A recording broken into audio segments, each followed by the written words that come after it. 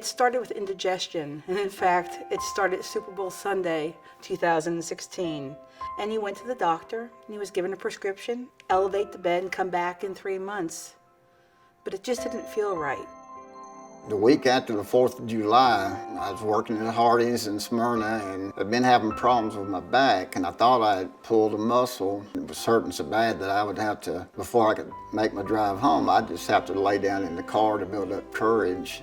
I felt pain for maybe 4 or 5 months before I was diagnosed. That was the only lead I had until my diagnosis. The only way I knew something was wrong. And to be honest, my doctor kind of put it off. He kind of was like, oh, well, maybe he called it costochondritis. Well, my name is Carol, and in August of 2018, my husband Brett died of pancreatic cancer.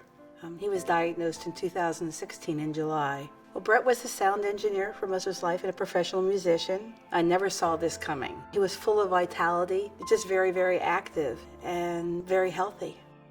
Well, I'm Richard Burton. I live in Manchester, Tennessee. After the 4th of July, I said, well, I need to go to a doctor and find out what's wrong with my back. So I went to an urgent care, and they did some blood tests and some urine tests and said, well, there's some things in your blood that give us enough concern that we feel like we probably need to do a CT just to make sure you haven't hurt something bad. And the next morning I had a CT done, and she came in and was talking to me, the doctor, and she said, I don't know how to tell you this, but we think you have a tumor on your pancreas and several on your liver. And she was kind of crying, and I told her, so, well, I'm not surprised. I've had cancer in my family. My mother died at 36, my father died at 42, and my grandfather died at age 60, and they all had cancer, so I wasn't totally surprised whenever they told me. My name is Nicole Pinky. I am 41 years old. I have 4 children. They're 23, 19, 17, and 5. I've been married to my husband for 7 years now. I originally grew up in New Jersey, and I came to Middle Tennessee because I joined the military, and I was in the Army. I was a Black Hawk mechanic and crew chief for just over 3 years and got out when I gave birth to my 19-year-old son. I was diagnosed with pancreatic cancer October 23rd of 2018. I had my first surgery, which was to install my port, October 30th, and that's when I found out that my cancer had metastasized to my liver. I was no longer eligible for a surgery to correct it, and that I would have to start chemo. Early on in our journey, I read somewhere that it's the one disease you should never Google because the outcomes are so poor. Right now, I think it's the 3rd leading cause of cancer death in the country, and the way I understand, in a few years, it'll be the 2nd leading cause of cancer death. And hardly any research money gets put behind pancreatic cancer. The first day I was diagnosed, you start looking at life a whole lot different. One of the doctors told me when I was asking him what to expect from it and how long I would have to live and all that, he made a remark. He said, well, it's kind of like it's a ticking time bomb, and we don't know when the fuse was lit.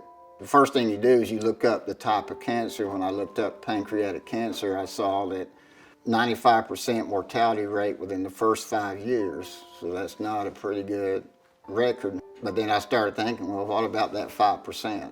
And I started thinking, well, I'm going to be in that 5%. I was given a very short time frame. I was told that I might live between 3 months and 3 years, and that was with treatment. But I was able to get into a clinical trial, and we've had some great results with that so far. My tumor, after 8 weeks or 6 treatments, had shrunk by nearly half already. Well, now that I'm this far along, I've been on disability now for a little over a year, so I'm able to spend more time with my daughter.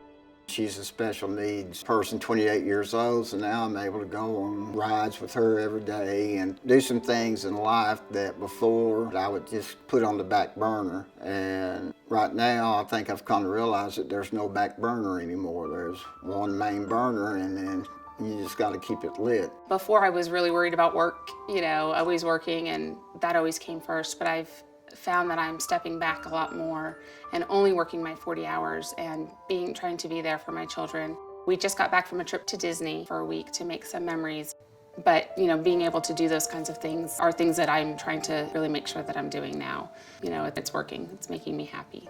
I have to be. I have a 5-year-old at home who needs her mama, so the only way that you can beat cancer is to be happy and find the joy in life and know that you're going to beat it. It is an extreme financial burden. And one of the shocking things is that sometimes treatment comes down to a gas card. When you are week in, week out spending $40, $50 on parking or gas, faced with, do I buy groceries or do I go to treatment? There are an awful lot of families that give up treatment for that. And Nikki Mitchell would send us grocery cards and gas cards. I know they send people vouchers for transportation. Those little gestures coming in the mail when you least expect it and when you most need it are very important.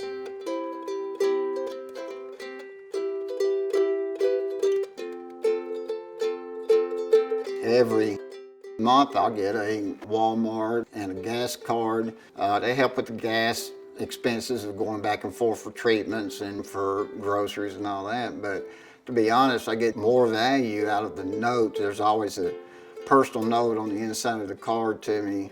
To me, that lasts a lot longer than the gift cards because it just tells me that there's a lot of thought that goes behind that. And I keep those cards just a reminder of the people who think about me every day that I'm alive. So even something like this, simple as it is, can be medicine for you. They help out with gas money and food monthly, and they also have someone that comes in and helps clean my house, because one thing about cancer when you're going through chemo is you're so tired, and cleaning is the last thing that I have on my mind to do. I'd rather take a nap. So it's just been a joy to not have to worry about those things, to not have to worry about, okay, is there gas in the car to get to treatment this week? Because I know that there is, or food for my family to eat when I don't feel like eating. So it's been a blessing, that's for sure.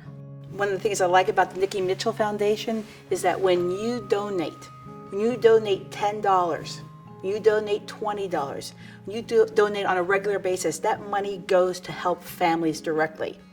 It doesn't go into overhead. It doesn't go into their research fund, and they always are funding research. But you can donate money that goes directly, dollar for dollar, to families in need, because the financial burden of cancer is often the most detrimental part.